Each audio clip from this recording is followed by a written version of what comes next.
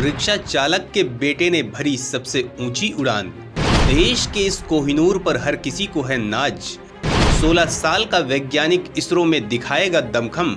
दोस्तों, भारतीय अंतरिक्ष अनुसंधान संगठन भारत ही नहीं दुनिया के सबसे शक्तिशाली स्पेस ऑर्गेनाइजेशन में से एक है। इस संगठन ने अपने दमखम से पूरी दुनिया को हैरान किया है। दुनिया में इस संगठन की अपनी धाक है। भारत एक ऐसा देश है जो प्रतिभाओं से भरा हुआ है। देश के किसी भी कोने में प्रतिभाओं की कमी नहीं है। अपने टैलेंट के ही दम पर भारत के वैज्ञानिक पूरी दुनिया में अपना दमखम दिखा रहे हैं। दुनिया की सबसे शक्तिशाली स्पेस एजेंसी नासा में बड़ी संख्या में भारत के वैज्ञानिक हैं। उसकी वजह यह है कि भारत में टैलेंट की कमी नहीं है।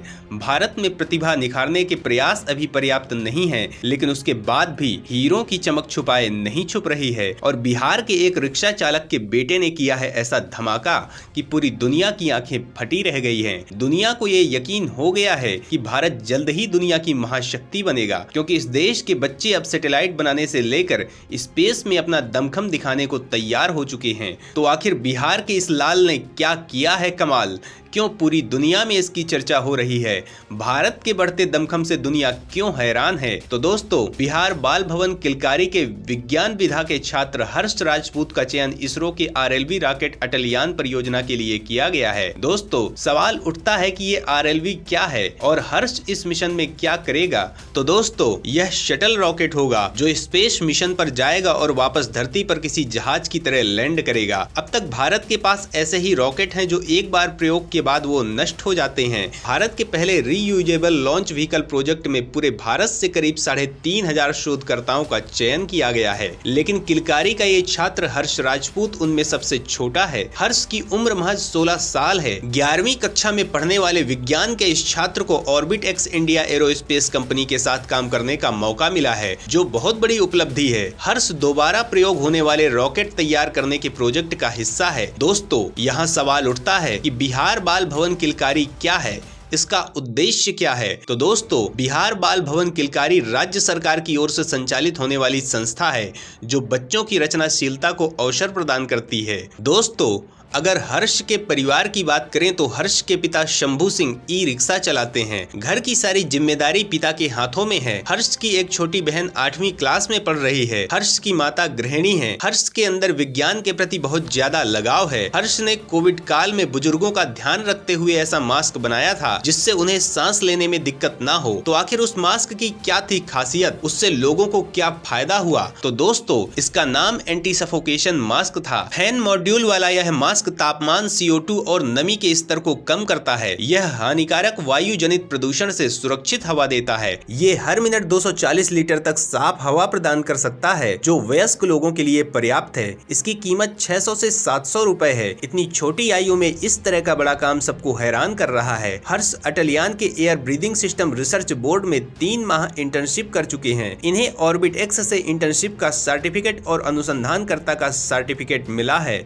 इसी दौरान इसरो के वैज्ञानिकों ने हर्ष की प्रतिभा को पहचान लिया था। दोस्तों, हमारे देश में ऐसी कितनी प्रतिभाएं हैं जिन पर किसी का ध्यान नहीं जाता है। तमाम ऐसे होनहार टैलेंट डिस्करेजमेंट और मिसगाइडेंस का शिकार हो जाते हैं। अगर देश के सभी बच्चों को उनके इंटरेस्ट के अकॉर्डिंग फील्ड मिले तो वो इतिहास रचकर देश का नाम रोशन कर सकते हैं। दोस्तों, आखिर इस 16 साल के बच्चे हर्ष द्वारा अटलयान परियोजना में क्या जिम्मेदारी निभाई जाएगी? इस परियोजना के पीछे इसरो का क्या उद्देश्य है और इसरो इसमें कितना आगे बढ़ चुका है? इन सवालों के जवाब जानने के लिए वीडियो को आगे देखिए।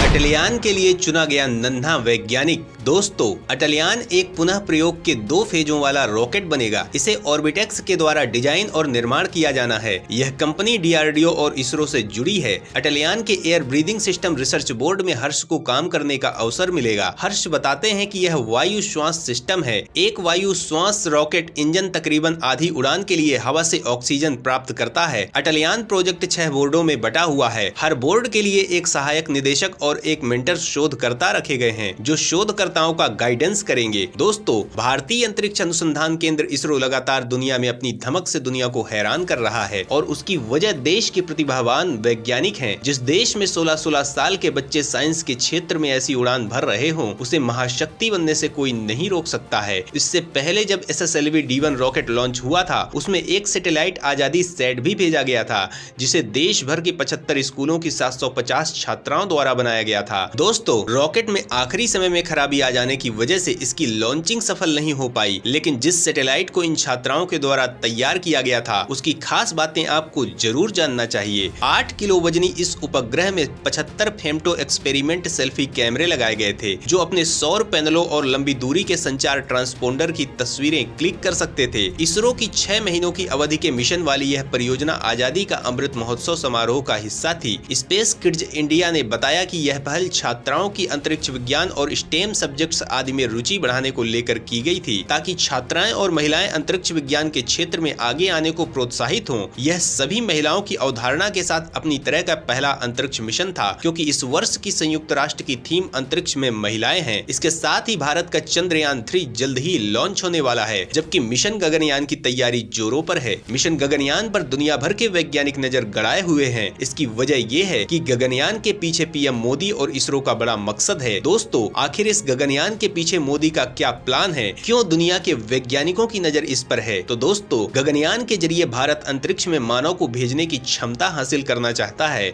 और उसका अगला कदम स्पेस स्टेशन बनाना है, क्योंकि दुनिया की दौड़ में अंतरिक्ष की ताकत आज के दौर में बेहद जरूरी है। चीन जैसे देश के दुश्मनों ने अंतरिक्ष पर अपना स्टेशन पहले ही बना लिया है, इसलिए अब भारत के लिए ये बेहद जरूरी हो गया है कि वो भी अंतरिक्ष में अपनी ताकत बढ़ाए। रूस और अमेरिका के भी स्पेस स्टेशन है। अंतरराष्ट्रीय स्पेस स्टेशन कई देशों ने मिलकर डिजाइन किया था और बहुत सारे देश मिलकर इसका इस्तेमाल करते हैं, लेकिन रूस यूक्रेन वॉर के बाद जब अमेरिका ने रूस पर प्रतिबंध लगाया, तो पुतिन ने अंतरराष्ट्रीय स्पेस स्टेशन से किनारा करना शुरू कर दिया। रूस इन मामलों पर किसी पर डिपेंड नहीं रहना चाहता, इसीलिए उसने पहले ही अपना स्पेस स्टेशन तैयार कर लिया है। अंतरराष्ट्रीय स्पेस स्टेशन में लगातार अलग अलग देशों के एस्ट्रोनॉट्स बने रहते हैं। अभी भारत के स्वतंत्रता दिवस पर स्पेस से नासा ने भारत को शुभकामनाएं भेजी थी और इसरो को मिशन गगनयान के लिए भी शुभकामनाएं भेजी थी। दोस्तों, अब जब देश के नौनिहाल स्पेस में अपना दमखम दिखा रहे हैं, तो वो दिन दूर नहीं जब भारत स्पेस की सबसे बड़ी ताकत बनकर उभरेगा। तो दोस्तों, इसरो के इस नन्हे वैज्ञानिक के लिए आप क्या कहना चाहेंगे?